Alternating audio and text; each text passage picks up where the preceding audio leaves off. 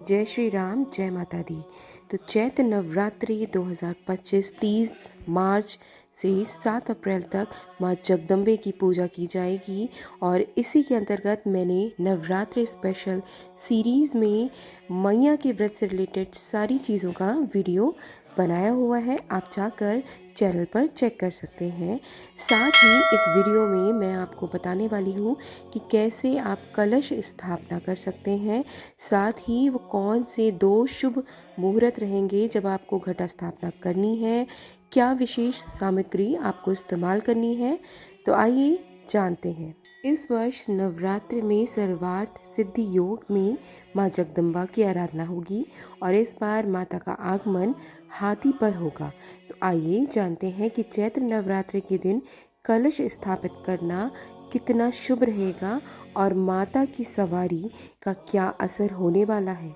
घट स्थापना का शुभ मुहूर्त 30 मार्च 2025 को सुबह 6:13 से 10:22 तक रहेगा और वहीं अभिजीत मुहूर्त दोपहर 12:01 से 12:50 तक रहेगा।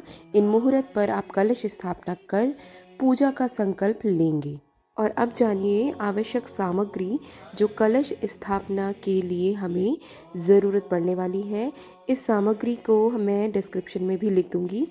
तो जानते हैं, सबसे पहले आपको चाहिए होगा तांबा या मिट्टी या पीतल का कलश, अगर आपके घर में जो अवेलेबल है वो ले लीजिए।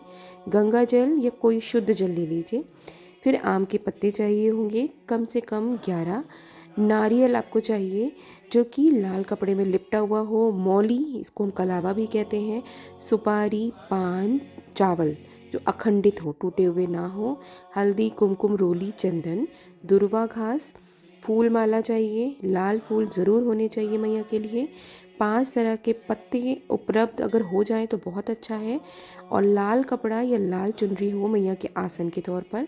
और मिट्टी या बालू जिसमें हम जौ बोने वाले हैं वो हो। और दीपक, धूप, कपूर, ये सामग्री अवश्य ही होनी चाहिए। और अब जानते हैं कलश स्थापना की विधि। तो पूजा स्थल को आपने शुद्ध कर लेना है।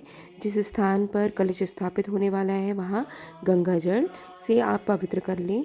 और अब वेदिका बनाएंगे, वेदिका तैयार करेंगे। वेदिका किसे कहते हैं कि लकड़ी की चौकी आपके यहाँ होनी चाहिए, कोई पटली या कुछ जैसा भी आपको ठीक लगे।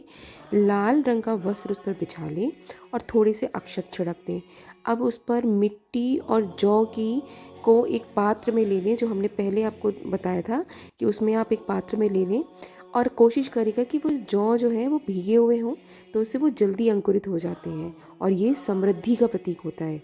ठीक है, तो ये ज़रूर करिएगा। अब आपको क्या करना है, कलश में गंगा जल डालकर उसमें एक सिक्का डालना है। सुपारी, पान, कलावा, दूर्वा और चावल अवश्य डाल के कलश ले लेना है। और उस कलश के मुख पर आपको आम के पत्ते 5 पत्ते आपको लगाने हैं और इस तरीके से रखें कि वो बाहर की ओर झुके हुए हों। अब मैंने यहाँ फ़ोटो अटैच कर दिया है, आप देख सकते हैं। साथ ही अब आपको नारियल को लाल कपड़े में लपेटकर उस पर मौली बांधनी है और उसे कलश के ऊपर रखें। ठीक है, मुख ऊपर की ओर होना चाहिए। अब माँ दुर्गा का आपको आवाहन करना है। ओम ऐं ह्रीं क्लीं चामुंडाई विच्चे मंत्र का आपको जाप करना है। कम से कम 21 बार तो आप जाप करें ही। और माँ दुर्गा का ध्यान करें सभी परिवारजन। उसके बाद आपको दीप प्रज्वलन करना है। घी या तेल जैसे आपका सामर्थ्य है आप दीपक जलाइए। धूप दीप पर भी आपको तिलक उनको दिखाना है, उनको उनका पूजन भी करना है, दीप पूजन। और फिर आपको मैया को भोग लगाना है। फल, मिठाई, पंचामृत जो आपने माँ के लिए मंगाया है, तैयार किया है वो। और इसके बाद कलश को मौली से सजाकर उस पर आप तिलक करके और विधि पूर्वक उन कलश की भी पूजा करनी। कलश को भी आपको दीपक दिखाना है, पुष्प चढ़ाने हैं और उनको भी प्रणाम करना है आपको। एक बहुत विशेष बात आपको ध्यान रखनी है कि जब आप स्थापित कर दें कलश को, तो पूजा स्थल से फिर आपको हटाना नहीं है बार बार कि कुछ गिर गया है आपने बार बार हटाना है, बिल्कुल भी नहीं। आप ये 9 दिन ये बिल्कुल भी कलश को एक जगह से हटाएंगे नहीं जहाँ स्थापित कर दिया। उसके बाद क्योंकि ये माँ दुर्गा का प्रतीक है इस समय आपके यहाँ, ठीक है, तो आपको हटाना नहीं है और 9 दिन तक इसी प्रकार डेली आपको आप जो है आसपास सफाई करके और दीपक वगैरह तिलक लगा के रोज़ आप उनको प्रणाम करेंगे। और जब ये 9 दिन समाप्त हो जाएंगे तो विधि पूर्वक विसर्जन करेंगे। जो जल होगा वो थोड़ा बचाकर घर में, हर घर कोने में आपको छिड़कना है।